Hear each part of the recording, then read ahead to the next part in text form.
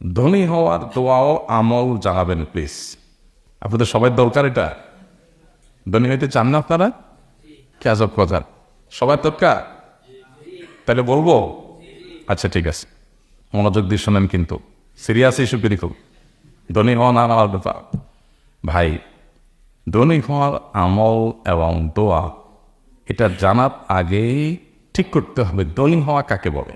ধনী হওয়া, আমি কিন্তু দোয়া শিখাই দেবো, কিন্তু আমি কথা ঘুরাচ্ছি না কিন্তু আপনারা মনে করেন যে বুঝে মনে পাশ কেটে যাচ্ছে, না না, আমি দোয়া কিন্তু বলবো, আমল বলবো ইনশাআল্লাহ। কিন্তু তার আগে জানতে হবে ধনী হওয়া কাকে বলছে। একজন গ্রামের মানুষ, তার কাছে শহরে বাসা ভাড়া নিয়ে থাকা, 20-25 হাজার টাকা বেতন একটা চাকরি পাওয়া, এটাই ধনী হওয়া, তাই না?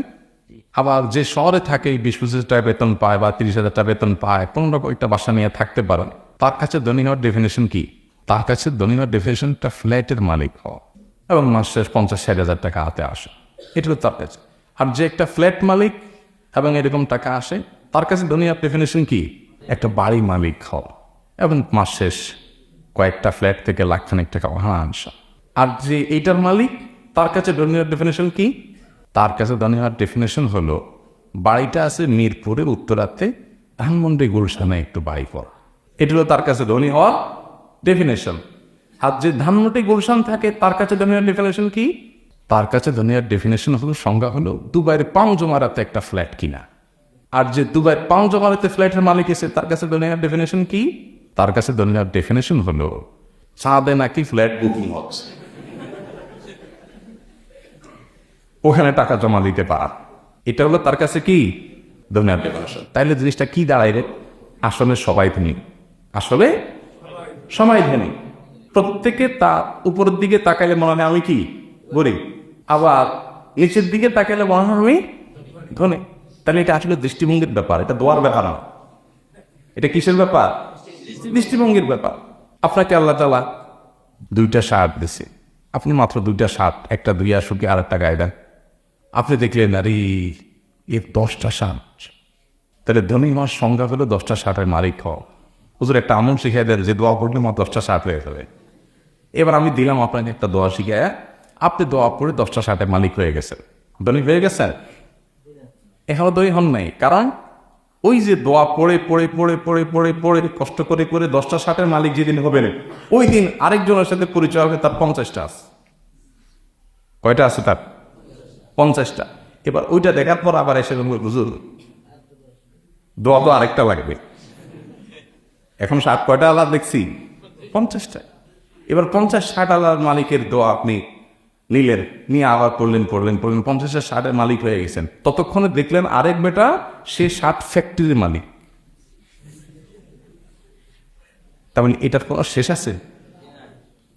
সৌদি আরবে আমার এক ভাই ছিল, মিজান ভাই নাম, উনি চিনে, টাঙ্গাইল বাড়ি। মিজান ভাই একজন সাধারণ মানুষ। আমাকে একবার একটা কথা বলছে, আমার কাছে বড় শিক্ষণীয় মনে হয়েছে, যে একজন মানে সাধারণ মানুষ, এত সুন্দর থিঙ্কিং। উনি বলেছে, আমার বাবা, প্রবাসীদেরকে তো বাপ মারা সবসময় ধরে যে বাবা পাশের জমিটা বিক্রি হবে, আরেকজন নিয়ে যাবে চোখের সামনে দিয়ে, এটা দেখা যায় না, বাবা আওলাদ বরাদ করে হলেও নিয়ে রাখো, বাবা কাজে লাগবে। বাবা ছেলের ভালোর জন্যই হয়তো বাপ মা বলেন, কিন্তু ছেলের তো এই চক্কর থেকে আর বাইরে দিতে পারে না, তাই না? তো উনি বলেছে, আমার বাবা আমাকে বলছিল যে বাবা আমাদের জমির পাশের জমিটা বিক্রি হবে, আরেকজন এসে সেখানে থাকবে, কি সহ্য করা যায় বলো? পাশের জমি যেভাবে বাবা নিতে হবে। তাই বললাম, কি বলছেন আপনি চাচারে? বলছে, আমি আমার আব্বাই বলছি, আব্বা কোনো অসুবিধা নেই, আপনি যেহেতু নিয়ত করছেন পাশের জমি নিতে হবে, আমি যেভাবে হোক টাকা জোগাড় করে নিয়ে ফেলবো। সমস্যা তো সেখানে না, সমস্যা হলো কয়দিন পরে পাশেরটা বিক্রি হবে।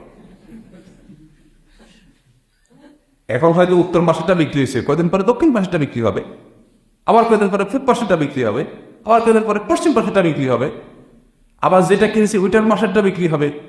তো আমি কত দূর এভাবে যেতে থাক? এটা তো একটা লিমিটেশন থাকা উচিত না? এই ঘটনাটা আপনাদেরকে কেন শোনাইছে জানেন? এটা শোনাইছে শুধু এটা বোঝার জন্য যে আমরা আসলে সবাই ধরুন, আমরা কেউ আসলে গরিব, এটা মনের ব্যাপার, এটা মানসিকতার ব্যাপার। আচ্ছা, এই জন্য নবী করিম সাল্লাল্লাহু আলাইহি ওয়াসাল্লাম একটা হাদিস আছে, সামনে নদী লেখা উন্নত হাদিস, স্বর্ণক্ষয় লেখা, কি সেটা? লাইসাল গিনা বিকাসরাতিল আরব, ওয়ালাকিন্নাল গিনা গিনান নাফস। এই এতক্ষণ যা বললাম এটা খোলাসাই হাদিস। নবী সাল্লাল্লাহু আলাইহি ওয়াসাল্লাম বলেছেন, অনেক সম্পদের মালিক হওয়া এটার নাম ধনী হওয়া নয়। তাহলে ধনী হওয়া কিসের নাম? ধনী হওয়া হলো মনের দিক থেকে কেউ যদি ধনী হয় সে হলো ধনী। মনের দিক থেকে ধনী কিভাবে হবেন? বুঝি আপনি মনে করবেন আপনার কোনো অভাব নেই, আমি সুখী মানুষ, আমাকে আল্লাহ হাত দিয়েছে, পাও দিয়েছে, অনেকে সেটা দেননি, আমি অনেক ভালো। আমার এসব কথা শুনে আপনারা বলবেন হয়তো যে হুজুর আপনার তো সব আছে, এই জন্য সব লম্বা লম্বা কথা বলতেছেন। আমি আল্লাহর অলফ করে বলতে পারি, শপথ করে বলতে পারি যে ঢাকায় যখন আমার বাসায় আমি এক হালি ডিম কিনতেও কষ্ট হইতো, এবং কিনলে সেটা ভাগ করে খেতে হইতো। একটা গোটা ডিম পরিবারের সবাই আলাদা আলাদা সবসময় খেতে পারতাম না। তখনও আমার কাছে মনে হয়, আমার ওয়াইফের সাথে মাঝে মধ্যে আলাপ হয়, সে আমার সাথে একমত, তখনও আমাদের কাছে এক মুহূর্তের জন্য মনে হয় না আমাদের কোনো অভাব আছে, খুব ধনী মনে হয়, আমি খুব সুখে আছে। বহু কোটিপতি, বহু সম্পদশালী আমার জীবনে দেখেছি যাদেরকে আল্লাহ তাআলা শত শত কোটি টাকার অ্যাসেট দিয়েছে। এরকম বহু মানুষ আমি আমাদের চোখে দেখেছি যারা এত অ্যাসেটের মালিক হওয়ার পরেও তারা হালতাস করে, হুজুর কীভাবে চলবো জানি না। আমার কাছে কালকেও একজন আসছে, এরকম একজন ইন্ডাস্ট্রির মালিক, বলতেছিলেন হুজুর সামনের দিনগুলোর কী হবে বুঝতেছি না, যদি স্যাংশন আইসা যায় দেশে, ব্যবসা বাণিজ্য এমনি লাডে উঠছে, বাকিটা উঠবে, মাসের খরচের টাকাটাও জোগাড় হবে থেকে আমি যাই না। এটা যে বকলোক বলতেছে তার যে পরিমাণ অ্যাসেট আছে সেটা এগুলো বিক্রি করে বসে বসে খাইলেও 2-1 প্রজন্ম চলে যাওয়ার কথা, বা সে টেনশন করতেছে যে সে কি খাবে। এগুলো কিসের ব্যাপার বলেন? মননের ব্যাপার। বিশ্বাস করেন, আমি শপথ করে বলতে পারি আমাদের বেশিরভাগ মানুষের অভাবটা হলো মনে। অভাবটা কোথায়? মনে। আপনি কেন নিজেকে গরিব মনে করতেছেন? ওর বাড়ি গাড়ি আছে দিকে অনেক সুখী মনে হয়, অনেক বড় লোক মনে হয়, অবচেয়ে আপনি অনেক সুখী আছেন, আলহামদুলিল্লাহ, রিল্যাক্স, শুকরিয়া আদায় করেন। শুকরিয়া আদায় করলে কি হয় জানেন? শুকরিয়া আদায় করলে মানুষ সুখী হয়, যা হয়েছে আলহামদুলিল্লাহ। আর যখন বলবেন না, নাই নাই, খাই খাই, তখন যা হবে তারপর আরো কি থাকবে? দুঃখ থাকবে। এই জন্য আমি সবসময় একটা কথা বলি, 6 তলার পারমিশন পাইছেন বাড়ির, 6 তলা করা শেষ, এরপর রড বাইর করে ফিরে দিছে, আছে না নাই? কেন বাইর করছে? না না, আর তো পারমিশন পাবে না, পারমিশন তো শেষ 6 তলার, রড বাইর করে দিচ্ছে কেন? একটু কখনো টাকা পয়সা জোগাড় করতে পারলে একটু ওয়াল করে উপরে একটা টিন দিয়ে ওঠা, একটু ভাড়া থেকে, বুঝতে পারছেন? তাহলে এই লোকটা কি অভাবী নাকি ধনী? অভাবী না? তো অভাব আছে না? এখন টাকা নাই বইলে জোগাড় করে দিবে, তাহলে গরিব মানুষ মূলত টান আছে, তাই না? গরিব মানুষ কম, গরিব মানে কি? গরিব শব্দটা আরবি, এর মানে কম, তা কম আছে এখন। আরেকজন কুড়ে ঘরে আছে, হয়তো ভাড়া ঘরে আছে, হয়তো বস্তিতে আছে, মাগা ইনকাম করে আয়সা বাজার থেকে ডাল আলু ভর্তা জোগাড় করে আয়না খায়া তাকে টান দিয়া গম দিছে গীত গাইতে গাইতে। এই লোকটা রড পাইপ করার টেনশনও নাই, আর কিছু বাড়ানোর টেনশনও নাই। এই লোকটা হলো প্রকৃত অর্থে ধনী। এই কথাগুলো আপনাদের কাছে হয়তো একটু, বিশেষ করে বেকার যুবকরা এসব ওয়াজ শুনলে মেজাজটা অনেক গরম হয়, যে হুজুর আমল চাইছি আপনার কাছে, এতগুলো কথা শুনে দিলেন আপনি। দেখেন, আমি আবারও বলি, আল্লাহ তাআলাকে সাক্ষী রেখে বলি, যখন আমার বাচ্চাদেরকে ঈদ উপলক্ষে 2টা জামা কিনে দেওয়ার মতো ক্ষমতা, বা একটা জামা কিনে দেওয়ার মতো আর্থিক ক্ষমতাও ছিল না, কোনো ঈদে দিতে পারছি, কোনো ঈদে পারিনি, আমি শপথ করে বলতে পারি আমার এক মুহূর্তের জন্য মনে হয় না যে আমি গরিব মানুষ বা আমার নাই। আমি নিজে মানসিকভাবে খুব হ্যাপি এবং খুব প্রফুল্ল এবং খুশি ছিলাম, আলহামদুলিল্লাহ। আপনি যদি সুখী হতে চান, ধনী হতে চান, আপনি যে অবস্থা আছেন আলহামদুলিল্লাহ বলতে শিখেন, উপরের দিকে আল্লাহ নিয়ে নেবেন, না নিলে নাই, আমি যে অবস্থা আছি আমি শুকরিয়া আদায় করবো, আপনি প্রকৃত সুখী হবে আশা।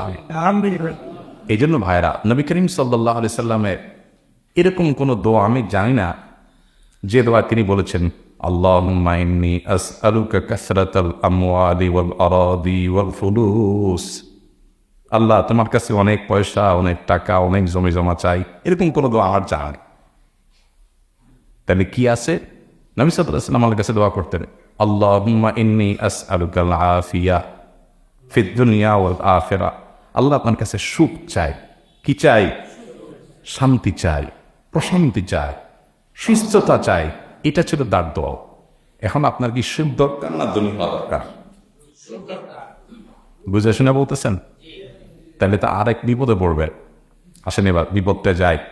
আমি বিভিন্ন সময় বলি, দুইটা অপশন যদি আল্লাহ তাআলা দেয় এখন, যে একটা ব্লাঙ্ক চেক দেওয়া হবে তোমাকে, ব্লাঙ্ক চেক, সিগনেচার করা খালি চেক, ফিগার তুমি বসায় নিবা, 10 কোটি, 20 কোটি, 50 কোটি, 100 কোটি, যা মনে চায় ফিগার তুমি বসায় নেবা, এবং এটা দিয়ে তুমি গাড়ি, বাড়ি, ফ্যাক্টরি, বহুত কিছু করতে পারো। তবে এগুলো করার পর তুমি সুখে থাকবা নাকি কোনো ক্যান্সার হয়ে ধরা পড়বে না কোনো সমস্যা হবে সেটা বলা যাচ্ছে না, হইতে পারে না হইতে পারে। এটা একদিকে। আরেকদিকে রাখা আছে তোমার জন্য একটা কুড়ের ঘর, একটু বাতাস আসলেই পানি পড়ে, আর একটা ভাঙাচোরা রিক্সা, কিছু উপার্জন করে কোনো রকম ডাল ভাত খেয়ে বাঁচতে পারবা। গোস্ত সবসময় কেনার টাকা পাবে না, বাট সুখী থাকা নিশ্চিত।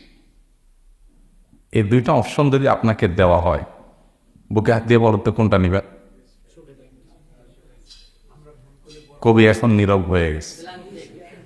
কবি এতক্ষণ জোরে জোরে বলতেছিল সুখ চাই, টাকা চাই না, ধনী হওয়ার দোয়া দরকার নাই হুজুর, সুখী হওয়ার দোয়া শিখাই দেন। এটা এতক্ষণ কবি বলতেছিলেন। এখন কবি বলতেছেন না, আমি কিছু বলতে চাই না। কারণ বাস্তবতা হলো 100 কোটি টাকা আর রিক্সা করে ঘর, এখানে শান্তি নিশ্চিত, ওখানে শান্তি হইতে পারে নাও নিতে পারে। এরকম যদি অপশন দেওয়া হয়, এটা কথার কথা, তা আমরা অবশ্যই টাকা দিয়ে টানতে, তাই কি? আমরা চিন্তা করি যে ঠিক আছে সুখের মালিক আল্লাহ তাআলা, কিন্তু এই হাসান বসরি রাহমাতুল্লাহ সম্ভবত বলছিলেন, কোরআনে আল্লাহ তাআলা বহু জায়গায় ওয়াদা করেছে, বহু জায়গায় আল্লাহ তাআলা ওয়াদা করেছে যে আল্লাহ তাআলা মানুষের রিজিকের দায়িত্ব নিয়েছে। কিন্তু শয়তান, আল্লাহ তাআলা সে সম্পর্কে কোরআনে বলেছেন, আশ-শাইতানু ইয়াইদুকুমুল ফাকরা, শয়তান তোমাদেরকে দারিদ্র্যের ভয় দেখা।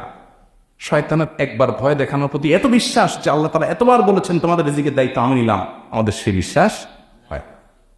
তো ভাইরা, ধনী হওয়ার জন্য আলাদা দোয়া না, বরং আল্লাহর কাছে সুখী হওয়ার জন্য দোয়া করবেন। আল্লাহুম্মা ইন্নী আসআলুকাল আফওয়া ওয়াল আফিয়াতা ফিদ দুনিয়া ওয়াল আখিরাহ। আমাদের সকাল সন্ধ্যার যে দোয়ার বইটা আছে, ওখানে এরকম কয়েকটা দোয়া আছে যেখানে আল্লাহর কাছে প্রশান্তি, সুখ চাওয়া হয়েছে। আল্লাহ তাআলা আমাদের সবাইকে সুখী হওয়ার তৌফিক দান।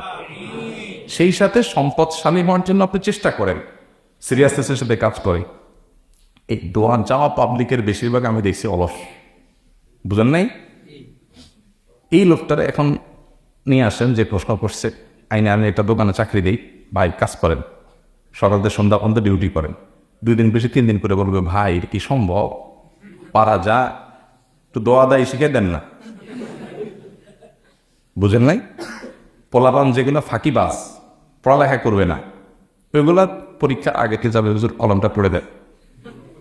আগের দিন বসে বসে মোবাইল টিপসি, এখন আপনি কলমে ফু দিয়ে দেন, আমি লিখে যেতে যাব। হাসির জিনিস না ও যুবক, এটা ইসলাম না। ইন্নাল্লাহা ইউহিব্বু ইযা আমিলা আহাদুকুম আমালান, যে কাজ করবেন সিরিয়াসনেসের সাথে করবেন। আপনি আপনার কাজে শপথ আন্তরিক হবেন, প্রফেশনাল হবেন, পেশাদারিত্ব দেখাবেন, হালাল উপার্জন করা ইবাদত, আপনি সেই নিয়তে কাজ শুরু করবেন। আল্লাহ তাআলা আপনার জীবনে বরকত দেবেন ইনশাআল্লাহ। আজ যদি বরকত নাও দেয়, হাতে মরলেও লাখ, বাঁচলেও লাখ, আপনি যে চেষ্টা করছেন এই পুরাটাই আমল হিসাবে গণ্য হবে ইনশাআল্লাহ। আল্লাহ আমাদেরকে তৌফিক দান করেন। রাগ করেন নাই তো দাদা, যে এক কথা বললে কত কথা শুনে এলো মৌলবী।